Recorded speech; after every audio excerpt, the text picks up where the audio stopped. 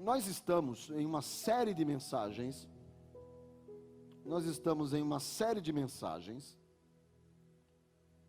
intitulada Os Candeeiros de Ouro.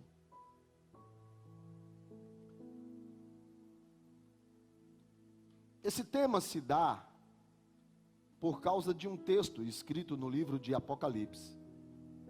No capítulo de número 1, no versículo de número 12, diz assim: Voltei-me para ver quem falava comigo, e voltado vi 7 candeeiros de ouro. E no meio dos candeeiros, um semelhante a filho de homem.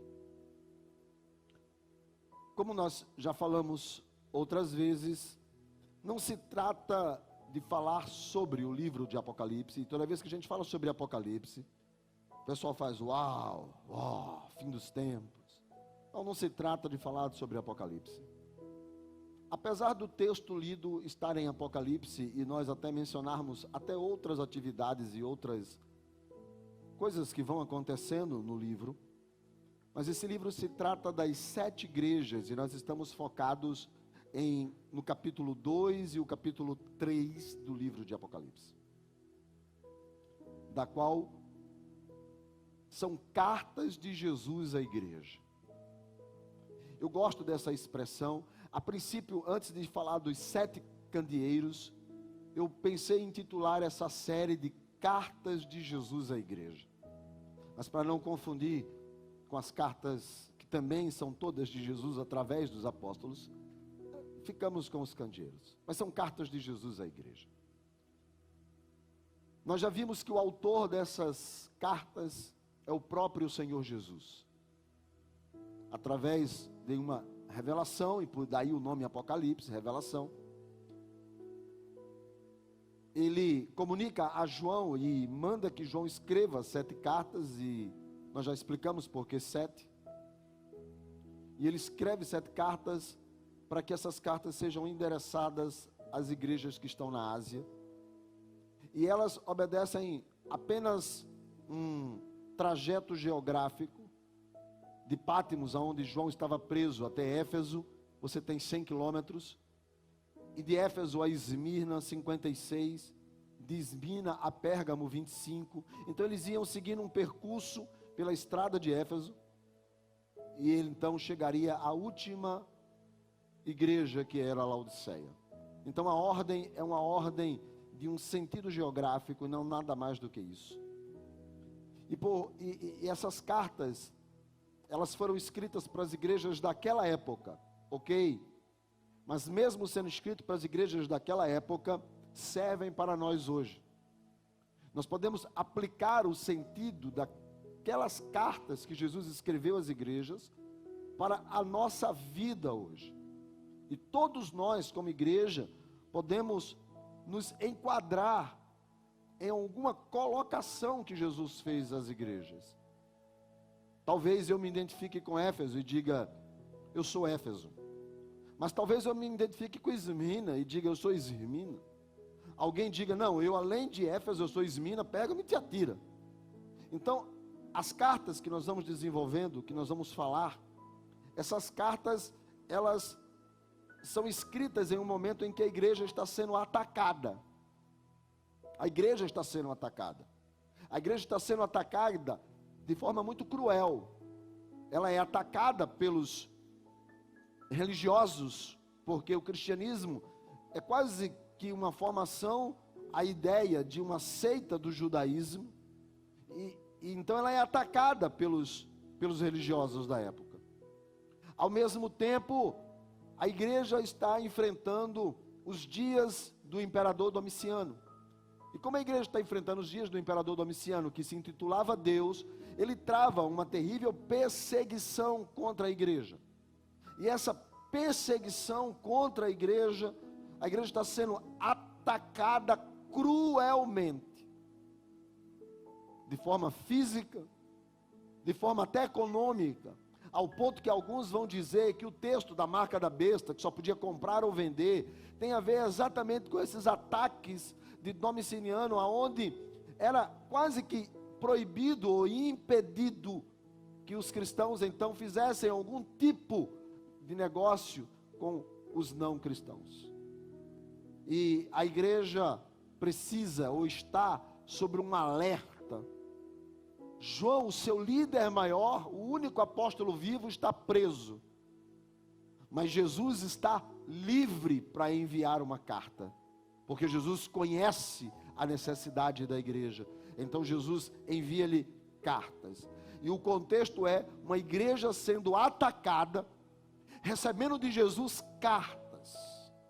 Uma igreja sendo atacada pelos dias, uma igreja sendo atacada pelos contextos da cultura, uma igreja sendo atacada, e Jesus envia a essas igrejas cartas. Por isso que as cartas sempre têm uma conotação de que você está travando uma batalha, mas como você está se comportando nessa batalha, é que vai definir se você é vitorioso ou não. Daí, as cartas, elas têm características, ou um formato, praticamente todos os mesmos. Porque o diabo, ele sempre vai atacar com as mesmas táticas. São ataques físicos. Por exemplo, hoje, nós temos muitas igrejas cristãs espalhadas pelo mundo, que são atacadas fisicamente. Bombas são colocadas lá dentro, cristãos são decapitados, não é? Existem países que confessar a fé em Cristo é um perigo tremendo. E por causa disso, o diabo vai se utilizar dessa perseguição física para poder perseguir os irmãos. Você tem, por exemplo, também uma perseguição mental, não é? Há uma perseguição mental, há uma perseguição que flui de filosofias, de heresias, que estão dentro da própria igreja muitas vezes, não é? Coisas que não tem nada a ver com a Bíblia, e que o pessoal chama isso de cristianismo, e não é cristianismo. Então, dentro desse contexto, a igreja também é atacada por heresias, que muitas vezes fluem do próprio púlpito, sem contar quando a igreja é atacada de forma cultural. A igreja está inserida dentro de uma sociedade, e muitas vezes a sociedade quer que a igreja aceite padrões pela qual a Bíblia nega. Mas algumas igrejas se adequam e se adaptam, e o diabo vai se utilizar sempre em fazer com que a igreja ela possa aceitar o pecado, porque somente o pecado é que impede o homem de chegar no céu. Nada mais impede o homem de chegar no céu. Não são regras, regulamentos, dogmas que impedem o homem de chegar no céu, apenas o pecado. Então, se a pessoa ela entrega a vida a Jesus Cristo, aceita Jesus e procura viver conforme as Escrituras, ora, nada impede de você chegar no céu. Mas a igreja, muitas vezes, ela tenta aceitar o padrão do mundo e adapta-se a uma sociedade pecaminosa, e isso o diabo faz com que a igreja possa aceitar o famoso tem nada não. Então, em cima disso, o diabo não deixa de atacar a igreja, e é sobre esse ataque da igreja que Jesus então escreve uma mensagem aos seus servos. Essas mensagens, elas obedecem um formato, todas elas vocês vão ver. Veja, por exemplo, Apocalipse capítulo de número 2, aonde dá início a carta à igreja de Éfeso. E a carta começa assim: ao anjo da igreja de Éfeso escreve o seguinte. Esta é a mensagem daquele... Não, eu não quero essa versão. Eu quero uma versão que diz assim. Essa é a versão que eu quero. Ao anjo da igreja em Éfeso escreve: estas coisas diz aquele. Se você olhar na sua Bíblia, você vai ver que as 7 cartas endereçadas iniciam-se com Jesus dizendo, diz aquele. Alguém poderia até achar que, ora, já não é uma igreja cristã, e se já é uma igreja cristã, conhece Jesus. Ele não precisava nem se identificar com algum adjetivo posterior à sua introdução à carta. Neste caso ele diz aquele que conserva na mão direita as 7 estrelas e anda no meio dos 7 candeeiros. Por que Jesus faz questão de dizer quem Ele é? É porque muitas vezes nós entregamos a nossa vida a Cristo, mas nós não sabemos quem Jesus é. E Jesus sabe disso. E Jesus sabe que as pessoas muitas vezes elas estão numa igreja, mas elas não sabem quem Jesus é. Sabe, muitas pessoas estão olhando para um Jesus histórico, apenas para um Jesus histórico, sim, alguém que passou por essa terra e deixou uma grande mensagem. Às vezes eu vejo nas redes sociais alguns filósofos se utilizando das próprias escrituras para trazer mensagens lindas, maravilhosas, e crente adora compartilhar essas coisas, porque são palavras recheadas de uma pseudo-sabedoria. E a gente olha e vê que eles se utilizam disso. Às vezes eu vejo determinados coaches se utilizando de jargões ou de uma filosofia de vida que antes de ele achar que descobriu a roda, olha, já está escrito na palavra de Deus há muito tempo. Então muita gente às vezes acha que só o fato também de estar em uma igreja já resolve tudo. Então Jesus faz questão de chegar a carta que ele escreve à igreja dizendo quem ele é. E Jesus começa dizendo, diz para Éfeso, diz aquele. Diz para Esmirna, diz aquele. Vai chegar em Pérgamo, vai dizer, diz aquele. Por que Jesus faz questão de dizer quem ele é? Que é para você não esquecer a quem você serve. O Cristo a quem você entregou-se. Para você não esquecer que ele não é qualquer um. Ele não é mais uma história. Ele não está ali em pé de igualdade com Buda, ou com pé de igualdade com Maomé, ou com pé de igualdade com qualquer um outro. Ele não é um profeta a mais, ele não é uma revelação a mais. Não, ele é o Cristo, pela qual está escrito: por ele, para ele, por causa dele foram feitas todas as coisas. E o texto vai dizer que ele fala assim, diz aquele, quem aquele, quem aquele? E ele fala, aquele que conserva na mão direita, e mão direita é mão de autoridade, é a destra, é a mão do governo, é a mão que segura o cetro, é a mão que comanda, é a mão que protege, é a mão que decreta, é a mão que impõe. E ele vai dizer, aquele que conserva na mão direita as 7 estrelas. Ora, no capítulo 1, no versículo 20, ele já diz que as 7 estrelas são os anjos da igreja, e ele diz, e mais, e eu sou aquele. Volta para o 1:20, você colocou lá, beleza, obrigado, mas eu quero que mantenha o 2:1. Isso, valeu, filho, rapaz, tu tá bom, viu? Tu tá bom. Gente, vamos dar uma salva de palmas para o pessoal lá de cima. O pessoal da técnica ali. Cara, vocês estão bons, viu? E anda no meio dos 7 candeeiros. Então Jesus está dizendo o seguinte, deixa eu dizer a vocês quem eu sou. Eu sou aquele que vocês estão na minha mão. Vocês estão na minha mão direita, na minha mão de autoridade. Então pode vir a prova que for, pode vir o domiciliano que for, pode vir as tempestades que for, mas olha, você está guardado, protegido na minha mão. Jesus diz, eu sou esse. Eu não sou somente mais uma história, eu não sou somente mais um conto, eu não sou mais um, eu sou mais que rei, mais que profeta, mais que sacerdote, eu sou o Cristo de Deus. Vocês estão aqui?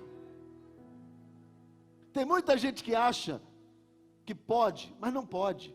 Vocês são as meninas dos olhos de Deus, sabe? Não pode tocar, porque é um autorreflexo. Quando vem assim, você já fecha o olho. É um autorreflexo. Você está sempre protegido pela lei da natureza. E a lei da natureza daquele que entrega a vida a Cristo você está nas minhas mãos. Não está nas mãos direita, mão daquele que conserva, mão daquele que protege. E Jesus ainda diz no verso de número 1, eu sou aquele que anda no meio. Ou seja, deixa eu te falar uma coisa. O fato de dizer que ele anda, que ele passeia, que ele está aqui, significa dizer que ele está no controle. Ele é a razão do culto, o motivo do culto, o porquê do culto. Sabe, há toda uma característica. Veja, por exemplo, que ele começa a dizer também, no versículo de número 2, ele diz assim, conheço as tuas obras. Todos os versículos têm a mesma coisa: conheço. Isso é uma expressão de uma introdução judicial, porque ninguém chegaria diante do juiz, ou diante do soberano, diante do rei, sem que ele conhecesse a sua causa. Então, quando ele está dizendo, conheço as tuas obras, ele está dizendo, sabe por que eu estou mandando uma carta para você? Por que eu estou pedindo para você se enquadrar em uma dessas 7 cartas? Porque eu te conheço.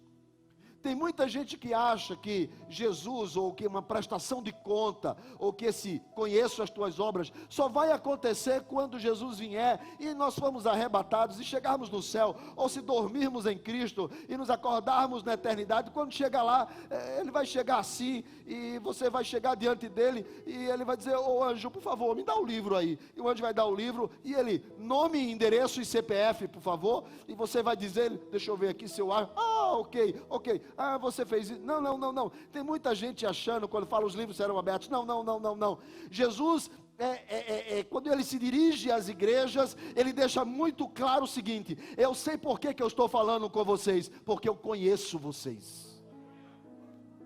Não, eu conheço vocês, eu conheço cada andar, eu conheço cada pisar, eu conheço cada olhar, eu conheço as obras de vocês. Eu sei a árvore que dá fruto e eu sei que não dá. Eu sei a árvore que só tem folha e enganam as pessoas. Quando chega lá, cadê o fruto? Não tem, mas é uma árvore cheia de folhas. Jesus está dizendo, eu conheço. Então eu tenho uma notícia para você esta noite. Uma notícia extraordinária. Uma notícia mais do que extraordinária. Jesus conhece você. Irmão, é diferente. É diferente. Olha só. Imagine o presidente aí, vamos dizer assim, eu não vou colocar nem o presidente do Brasil. Tira foto, todo mundo tá. Mas vamos falar o presidente lá dos Estados Unidos. Como é o nome do presidente? Biden. Você tá vendo que você sabe? Parece tanto na televisão que você sabe. Você sabe quem ele é. Pergunta, ele sabe quem você é? Agora, imagine se Biden escrevesse uma carta para mim e dissesse, Ezequias, venha estar comigo porque eu te conheço. Uau! Jesus, o Rei dos Reis, o Senhor dos Senhores, aquele que a Bíblia diz, conta as estrelas, coloca a terra como banquinho dos seus pés, o verbo que se fez carne e habitou entre nós, manda-nos uma carta esta noite, e a carta começa dizendo, eu te conheço. Eu conheço você. Eu conheço você. E todas as 7 cartas têm essa característica, como bem todas as 7 cartas, têm uma característica de censura ou de acusação. Ou as duas. Por exemplo, em Esmirna, em Éfeso, Jesus faz um elogio e depois uma censura, uma acusação. Quando você vai para a igreja de Esmirna, você só tem elogio. Você vai para Pérgamo, você tem censura e elogio. Você vai para Tiatira, você tem elogio e censura. Você vai para Sardes, tem mais censura do que elogio. Você vai para Filadélfia, também só tem elogio. Mas você chega em Laodiceia, só tem censura. Ou seja, as 7 igrejas são compostas, quando ele diz, conheço as tuas obras, pela manifestação dessas obras, e ele dizendo, eu conheço o que você faz. E ele elogia o que faz, ou ele censura o que você faz. A igreja de Éfeso tem as duas. Agora, ainda que igrejas como Laodiceia, que só tem censura, todas as cartas terminam assim: quem tem ouvidos para ouvir, ouça o que o Espírito diz às igrejas. Elas podem ter só censura como Laodiceia, mas termina com graça, termina com oportunidade, termina com Jesus dizendo, se você quiser, se você me der ouvidos, tudo pode mudar. Porque é o tempo da graça. A graça está disponível, não uma hipergraça, mas a graça que mostra o caminho, a verdade e a vida. E ele vai dizer, olha, se você não der ouvido, tem consequências, mas eu espero que você dê. E todas elas terminam simplesmente, não com ira, não com castigo, mas termina ao vencedor, ao vencedor, ao vencedor, ao vencedor, porque o que Jesus espera é que você chegue lá. Então vamos à carta. Éfeso capítulo de número 2, versículo de número 1, eu já li? Já? Não, depois da Covid está um negócio sério. E principalmente quem eu devo é que eu não lembro mesmo. Então vamos lá. Deixa eu dizer uma coisa para você logo, deixa eu te contar um pouco sobre Éfeso. Éfeso ficava a 100 quilômetros de Patmos, eu acho que eu já disse isso. Mas ela era conhecida como a metrópole da Ásia. Ela era uma cidade portuária, e todas as cidades portuárias têm um desenvolvimento natural em volta do porto. Então era uma cidade portuária. Era uma cidade que fazia parte da rota comercial do Império Romano. Todo mundo dizia que ela era a metrópole da Ásia. Porque não apenas por causa do porto ou por causa da rota comercial de Roma, mas porque lá havia um templo conhecido como uma das 7 maravilhas do mundo antigo, tem até ruínas lá ainda hoje, que é o templo de Ártemis. Era lá que era adorada a deusa Diana, a Diana dos Efésios. Na verdade, essa Diana, a deusa da fertilidade, ela era uma deusa criada pelos gregos, mas que não era dos Efésios, é porque o templo de Ártemis estava lá, e era conhecido como o templo da deusa Diana, e era uma das maravilhas a ser visitada. O mundo antigo todo visitava aquele lugar. Era uma cidade que tinha uma frequência de turismo muito grande. Lá havia os artesãos que faziam imagens das deusas Diana. Havia uma indústria da idolatria. E lá dentro dessa indústria da idolatria, rolava muito dinheiro. Até que Efésios tinha uma importância tão grande, que só para você ter ideia, o apóstolo Paulo esteve lá por 3 vezes. Em uma das vezes, ele chegou a ficar 2 anos e meio lá em Éfeso. Paulo, quando estava indo embora, ele reúne os pastores e tem uma palavra para os pastores de Éfeso. Você tem ideia? Isso não acontece em nenhum outro lugar. Ou seja, Éfeso já era uma igreja, quando ele fala os pastores de Éfeso, os bispos de Éfeso, então já era grande a igreja de Éfeso. Paulo, em uma de suas viagens, um dos artesãos, ou seja, um industrial local, levantou uma crítica, porque a igreja estava conseguindo fazer com que as pessoas se convertessem, e estava acontecendo uma coisa, estava havendo uma sobra das imagens de Diana, e os artesãos começaram a dizer assim, olha, vai mexer na nossa economia, vai quebrar a gente. E um dos artesãos reúne o pessoal e organiza um grande motim, e diz que levam Paulo ao teatro da cidade. As ruínas estão lá ainda, cabe 25 mil pessoas, e diz que todo o teatro estava cheio quando colocaram Paulo e colocaram os outros discípulos lá. Com eles estava Silas também, e colocaram eles lá. E eles disseram, pronto, é uma oportunidade para a gente pregar. E quando ele se levanta para pregar, quando ele se levanta, que ele começa, aí o povo não quer dar ouvidos a ele e começa a gritar. A gritar o quê? Salve a Diana dos Efésios. E o texto vai dizer que o povo gritava, mas gritava com mais empolgação do que aquele pessoal que grita casar, casar, casar, casar.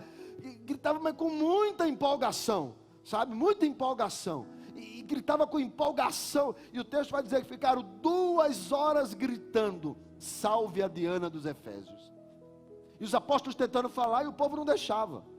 Até que uma das pessoas da cidade, que trabalhava no judiciário, trabalhava no cartório da cidade, ele entra na história e fala, pessoal, cala a boca aí todo mundo aí. Deixa eu falar uma coisa para vocês, se vocês continuarem com isso daqui, Roma pode simplesmente tirar a gente o direito de ser a metrópole da Ásia.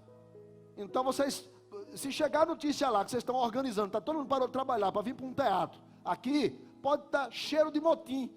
Então vamos parar com isso. E diz que depois da palavra dele, a multidão dispensou-se.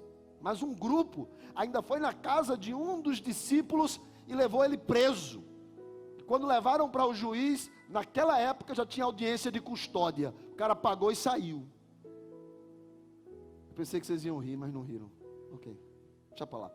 E aí, a cidade de Éfeso se torna uma cidade, também como igreja, uma cidade muito conhecida. Uma igreja forte, uma igreja pujante, uma igreja digna da cidade que ela estava. E quando Jesus vai falar dessa igreja, que ele começa no versículo de número 2, ele diz assim: conheço as tuas obras. E ele diz, tanto o teu labor, diga labor, por favor, mais forte. Para aquele que não entendeu, é labor, diga labor. Labor. Jesus diz, conheço o teu labor, como conheço a tua perseverança, e que não pode suportar homens maus, e que pusestes à prova os que a si mesmos se declaram apóstolos, e não são, e os achastes mentirosos. Observe que era uma igreja que recebia esses apóstolos, era uma igreja que recebia itinerantes, não é? Porque era uma igreja, a única igreja citada com frequência de apóstolos. Então ela recebia muito itinerante. Era mais ou menos assim, todo mundo queria pregar naquela igreja. Por quê? Porque era a igreja de Éfeso. Então a igreja tornou-se uma referência, tornou-se uma church, tornou-se uma igreja relevante. Não é? Enchia a boca, nós somos uma igreja relevante. E a igreja tornou-se tão importante naquela cidade, que todo mundo passava por lá, queria pregar, acho que recebia uma boa oferta, não sei, mas queria passar por lá e queria pregar. Todo mundo queria estar lá, sabe, os cantores queriam estar lá, os levitas queriam estar lá, todo mundo queria estar nas conferências, nos congressos daquela igreja. Estou fazendo só uma comparação com os dias de hoje, claro. Ok, era uma igreja altamente relevante, com muitos likes nas redes sociais. O Instagram da igreja devia bombar. O Facebook da igreja, os velhinhos estavam tudo lá. A igreja era diferente. E Jesus então manda uma carta para a igreja e começa com a igreja dizendo: eu conheço o teu labor. Labor é uma palavra que ficou conhecida até no mundo cristão, entre os evangélicos, como labor missionário. Até as canções dos anos 70, os que gostam de canções mais antigas, Ney, usam essa história de labor missionário. É a ideia de um trabalho muito mais dedicado, é um sobremodo. Trabalho, você começa às 8 e para às 18, mas o labor não. O labor você talvez tenha hora para pegar ou não tenha, e não tem hora para largar. O labor é uma dedicação afinco, é um trabalho árduo, é um trabalho puxado, é um trabalho de dedicação de horas. Mais ou menos assim, eu não gosto do que eu estou fazendo, mas vou fazer. Isso é labor. E Jesus está dizendo para eles labor, ao ponto que até os teólogos estudam essa ideia de labor, baseado em uma expressão lá de Mateus, quando Jesus vai dizer assim, falando do encontro na eternidade, Jesus vai dizer: tive fome e me destes de comer, tive sede e me destes de beber. Isso para a segunda classe, né? Para o segundo grupo. Tive nu e me vestistes, preso e me visitastes. E ele vai dizer: Senhor, quando nós fizemos isso? E Jesus vai dizer: quando vocês fizeram a um dos meus pequeninos. E a ideia do fazer é labor, porque ninguém gosta de estar cuidando de moribundo, ninguém gosta de estar cuidando de gente, sabe, moribunda, mas a gente faz. E aí Jesus diz assim: isso é labor. E Jesus disse para a igreja de Éfeso: eu conheço o labor de vocês, eu conheço o trabalho de vocês, eu conheço, sabe, Jesus está elogiando o voluntariado daquela igreja. Jesus está dizendo assim: gente, olha, aqui no céu, quando tem uma reunião, os querubins, os serafins, os arcanjos, olham assim e falam assim: vocês viram o labor, o trabalho da igreja de Éfeso? E o pessoal em volta da mesa fala: não, é para tirar o chapéu. É para tirar o chapéu. O pessoal que trabalha na câmara chega meia hora antes. Não chega na hora, chega meia hora antes. Não, a igreja de Éfeso era extraordinária. Os voluntários da porta chegavam uma hora antes para orar. Aí Jesus diz assim: esses voluntários, isso é um labor. Isso é labor, gente. Que é isso? O pessoal do louvor, ninguém falta nem no culto do domingo de manhã. Não. Isso é labor, gente. Isso é labor. Jesus, a igreja de Éfeso, pense numa igreja que trabalha. Estou encantado. As tias do Kids fazem discussão para ver quem é que vai para a sala. Aí Jesus diz: isso é labor, gente. Não, a igreja de Éfeso. A igreja de Éfeso é um negócio extraordinário. Isso é labor, gente. Isso é labor. Jesus está dizendo: eu conheço o teu labor, o teu trabalho. O pessoal da produção, gente, se reúne durante a semana só para preparar o culto. Meu Deus. Jesus diz assim: isso é labor. Eu conheço esse ministério que trabalha. Um evangelista de Éfeso vale por 10. Um pastor de Éfeso era para ser chamado de apóstolo. Eu conheço o teu labor. Uma igreja que trabalhava, que servia. Não tinha necessitados na igreja. Jesus está dizendo: eu conheço o teu trabalho. Como você me serve? Como você recebe as pessoas no estacionamento? Conheço. Como você dedica o teu talento a mim, ao teu trabalho? Não, conheço o teu labor. E Jesus ainda vai dizer mais: conheço também a tua perseverança. Jesus percebe essa qualidade na igreja. Por quê? Porque era uma igreja perseguida. E era uma igreja tão perseguida, e o povo era crente. Jesus vai dizer para eles, no versículo de número 3: tens perseverança e suportas as provas por causa do meu nome. Essa história de causa do meu nome é testemunho. Jesus está dizendo: o pessoal olha para o pessoal da igreja de Éfeso e fala assim: é crente. E não precisa nem usar cocó. Mas olha e fala: é crente. Sabe, o pessoal olha para aquelas igrejas, olhava, os irmãos de Éfeso eram perseverantes. Havia uma perseguição em volta da igreja, mas o povo: sou crente.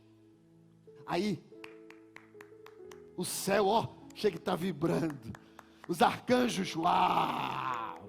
Os anjos, uau! Que igreja perseverante.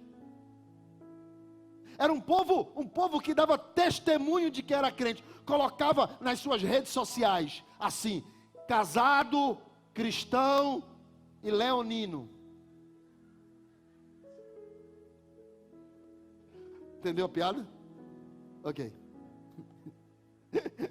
Mas é um pessoal crente mesmo. Esquece ali o leonino, signo de peixes, esquece. Cristão. E ficava postando as mensagens do pastor da igreja. Os anjos falam: que testemunho, que perseverança. Aí Jesus diz assim: e não acabou não.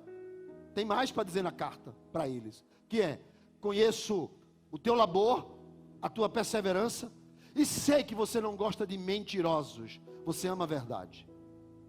Por isso que não é qualquer um que chega lá para pregar. Não é qualquer um que chega lá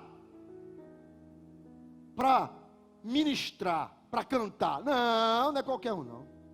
Passa no clive da igreja. Tem Bíblia, tem vida com Deus, tem testemunho, Sabe o que é? Não é qualquer um que sobe no púlpito da igreja de Éfeso. Eles têm, meio que quase como a Canaã, Bíblia na veia. Eles amam a verdade. Jesus diz assim: é um encantador essa igreja. Não. Labor, perseverança, paixão pela verdade.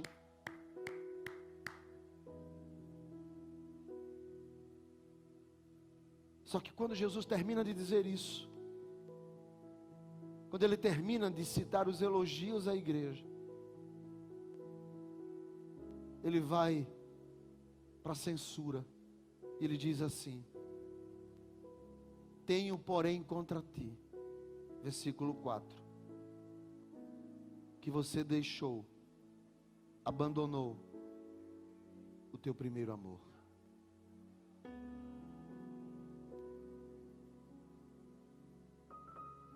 Porque igreja não é vestir um colete e ser voluntário.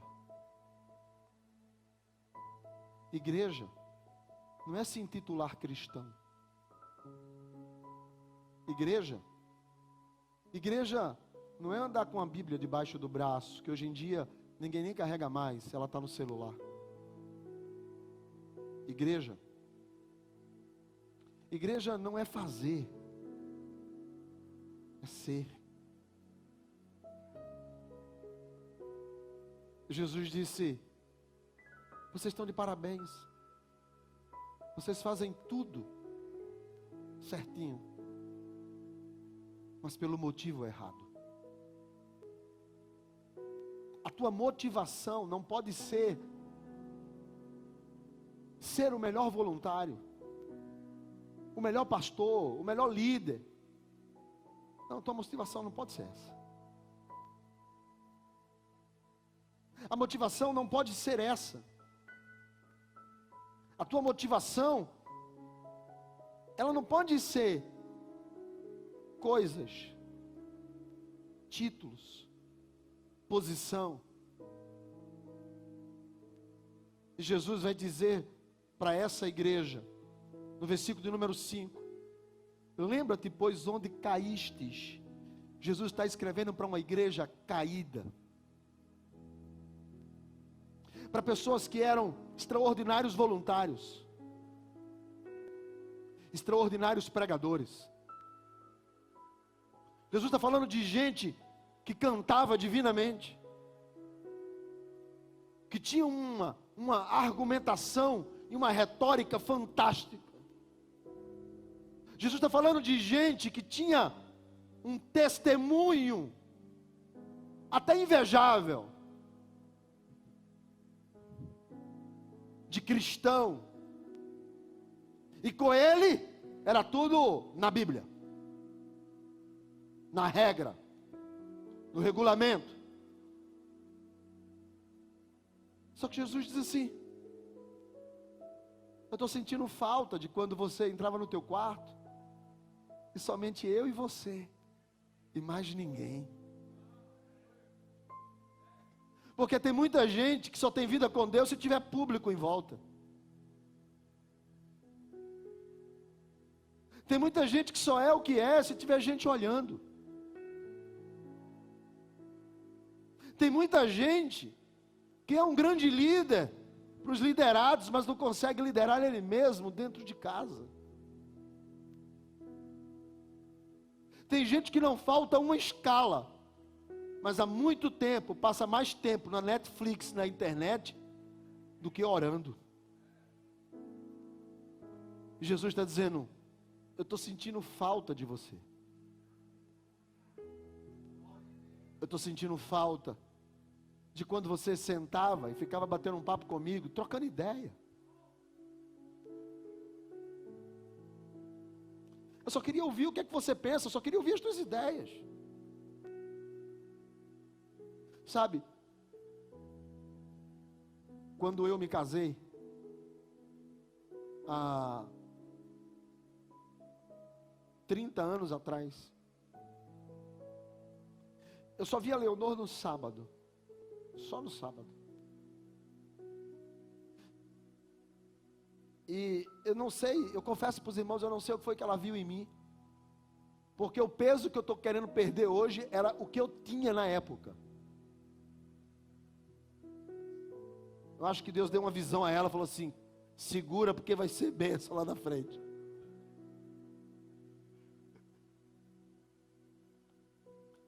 A família dela não gostava da nossa relação.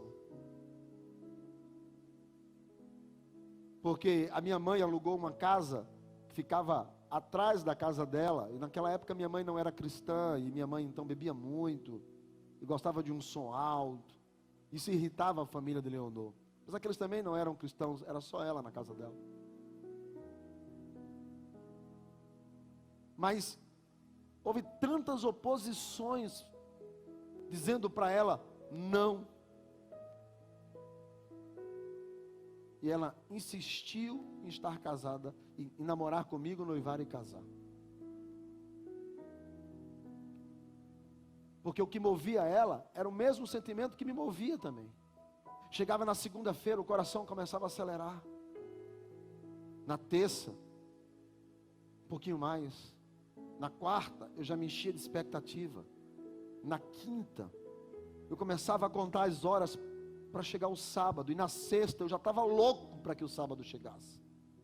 E quando o sábado chegava, eu pegava a minha lambretinha, a minha 125, sem luz, bateria de outro tipo, e ia no até Itamaracá.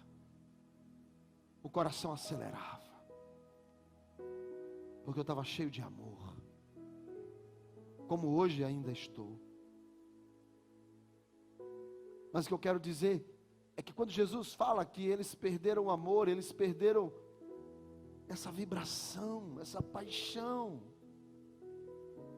A igreja tornou-se seca, a igreja tornou-se coisas que a gente faz.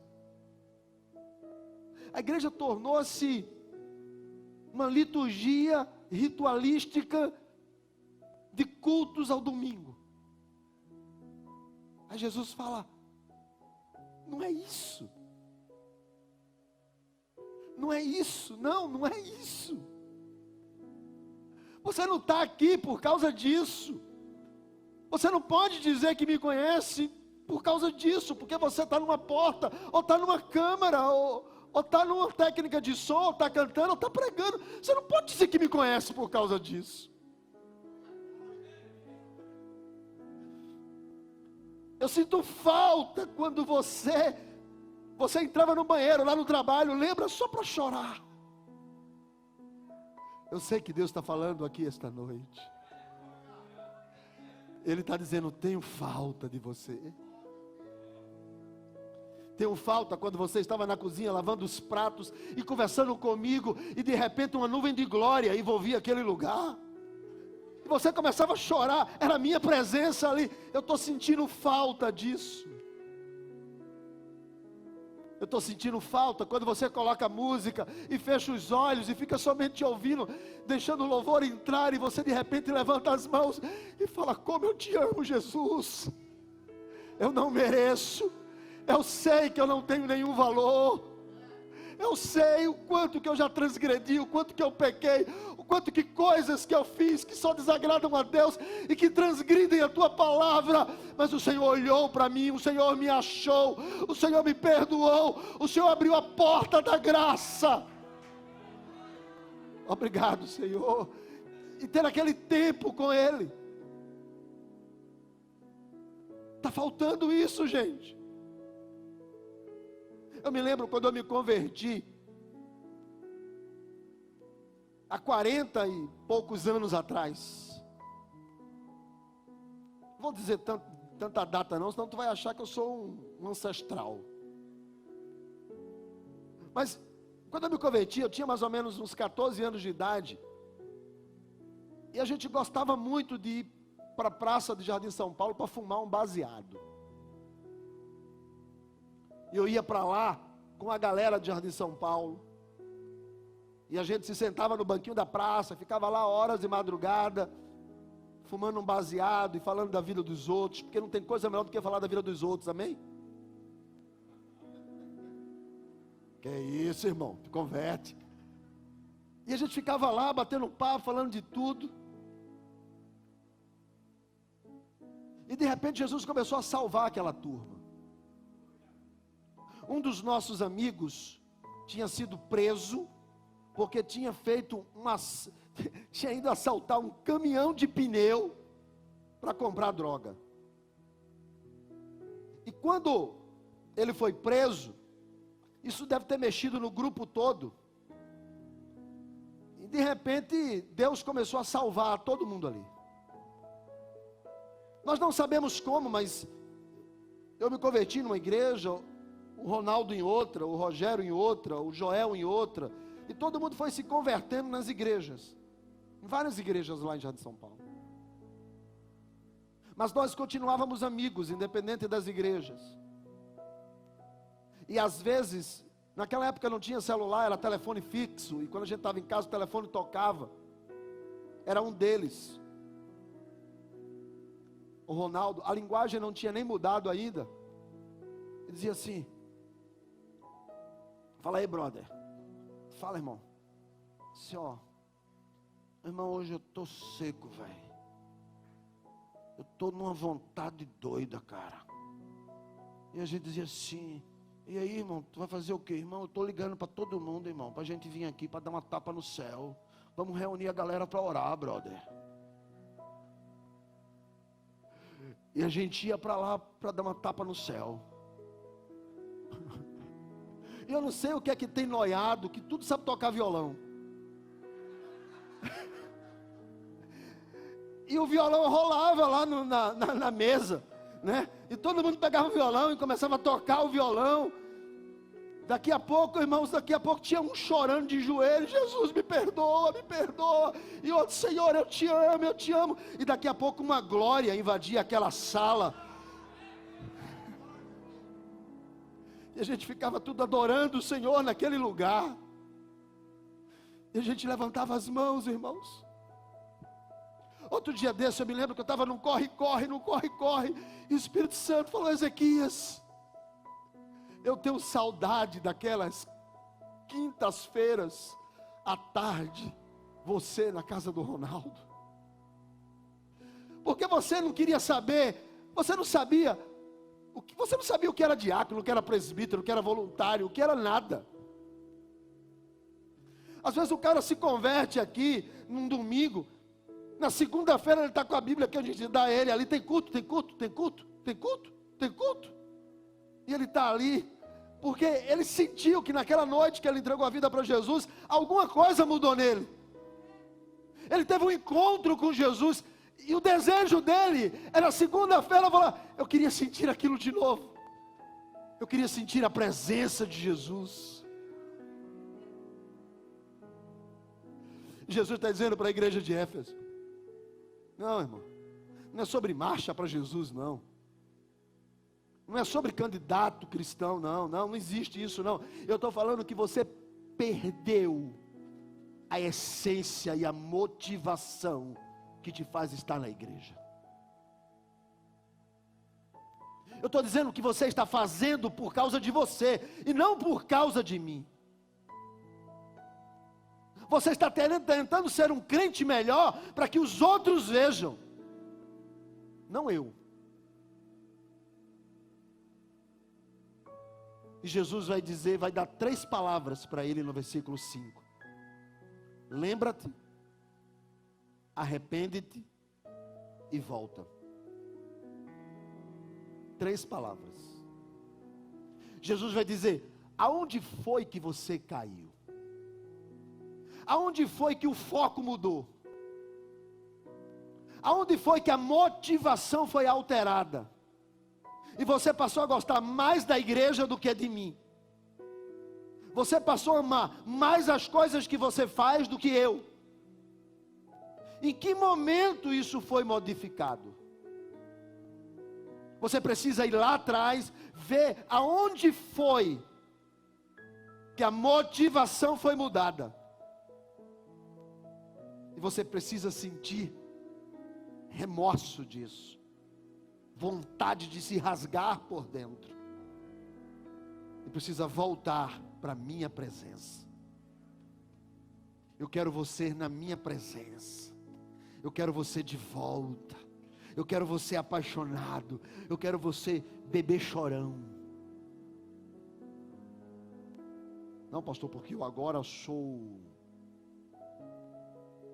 pastor sênior, pastor titular, bispo, arcebispo, quase apóstolo, semideus. Mas não começou assim. Não começou na lista. Você começou olhando para ele dizendo assim: Senhor, eu te amo. Só isso. Eu não preciso mais de nada. Mais de nada, eu só preciso do Senhor.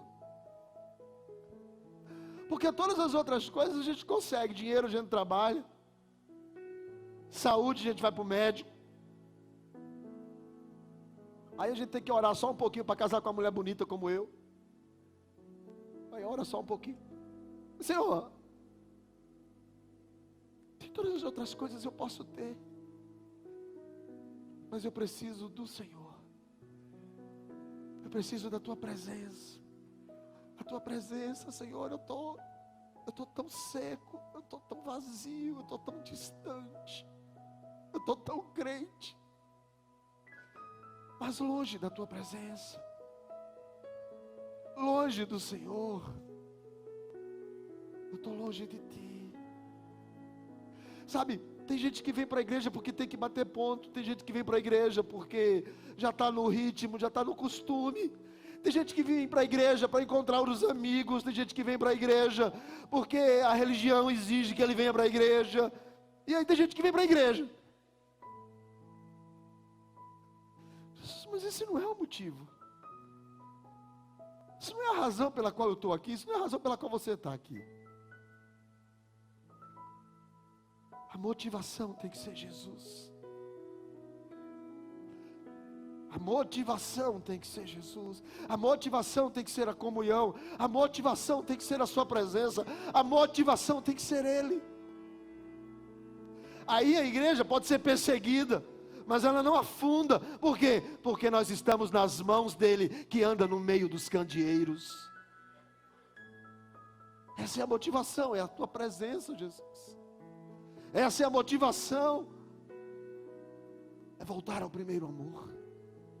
Aquela vontade, aquela paixão do coração acelerado. E sabe, existe uma coisa que faz a gente ser motivado. Quando a gente vai para a academia porque a gente quer perder o lombo. Quer pegar um pouquinho de massa. Tem gente que é magro, quer engordar. Tem gente que é gordo, quer emagrecer. E tem gente que é barrigudo, quer ficar malhado. Mas quando a gente vai para a academia, a gente tem um propósito. Quando a gente faz qualquer coisa, a gente tem uma motivação. Uma motivação. A gente tem uma ideia, planeja, faz um negócio, abre uma franquia, estabelece um projeto, faz alguma coisa. Qual é a motivação? Ganhar dinheiro, pagar conta. Então tudo a gente tem uma motivação. Qual é a nossa motivação da igreja? Porque se a motivação estiver errado, Jesus vai dizer: você pode ser um grande voluntário, você pode ser um grande cristão, você pode amar até a Bíblia, você pode até fazer curso, você pode até fazer o Dynamic. Mas se você não me amar, você é um crente caído. Se você não estiver na minha presença, você é um crente caído. Você está caído. Lembra-te aonde isso aconteceu. E tenta voltar àqueles dias em que eu era a coisa mais importante na tua vida. É isso que Jesus está dizendo. E sabe como é que ele mostra isso? Como é o caminho de volta? Olha qual é a promessa que ele faz do versículo de número 7 para a igreja. Ele diz para eles: se vocês têm ouvidos, ouçam o que o Espírito diz. Ao que vencer, aquele que voltar à minha presença, Eu dar-lhe-ei que se alimente da árvore da vida, que se encontra no paraíso de Deus. Ele vai deixar você comer da árvore da vida, que está onde? Está onde? E se está lá no céu, é porque você está comendo, você também está lá. Então ele está dizendo, a tua motivação da minha presença tem que ser céu. Não pode ser, pastor, eu queria que meu GC multiplicasse. A motivação não pode ser essa.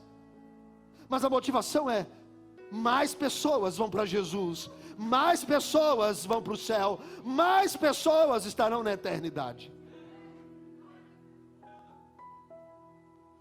Eu convido pessoas a vir à igreja, não é apenas para que a igreja esteja cheia, mas para que essas pessoas ouçam a palavra e pensem que há só um caminho para o céu, da qual é aquele que morreu e ao terceiro dia ressuscitou. Você tem que tomar uma decisão. Qual é a tua motivação? E por isso que muita gente está tão seca que não leva pessoas para a igreja. Tem gente que está tão seca que não faz um discipulado. Tem gente que está tão seca que está mais preocupada com a aparência de cristão do que ser um cristão. E por isso ela está preocupada se ninguém vai ver ela sentado com aquele amigo que não é crente na mesa de um bar. Ela está tão preocupada se alguém vai ver, que ela não senta na mesa para dizer àquela pessoa que Jesus ama ela. Ela está tão interessada na aparência, que os outros olhem para ela, que ela é um cristão, que quando ela se aproxima de gente que não tem nenhuma aparência de crente, ela dá uma meia volta e sai, porque não é para andar com esse tipo de gente. Ela está mais preocupada com o que os outros vão ver, do que quem ela pode levar para a eternidade com ela. Jesus está dizendo, a gente resolve tudo isso se a minha presença estiver em vocês. Porque a minha presença, ela vai ser tão importante. O primeiro amor vai trazer de volta a minha presença, e ela vai ser tão importante, que você vai desejar o céu. Outro dia desse, a minha esposa já tinha chamado a minha atenção, e eu estava em casa, e meu filho mais novo também chamou a minha atenção, e falou, pai, para com isso. Porque eu ficava sempre dizendo, cara, se Jesus demorar a vir, eu podia logo morrer. Porque quando eu chegar lá, eu vou olhar para Ele e vou abraçá-lo. E eu desejo tanto Jesus, mas tanto, tanto, tanto, que a morte não é um empecilho. A morte não traz medo. A morte não me deixa ansioso. Já me deixou no passado. Mas eu amo tanto.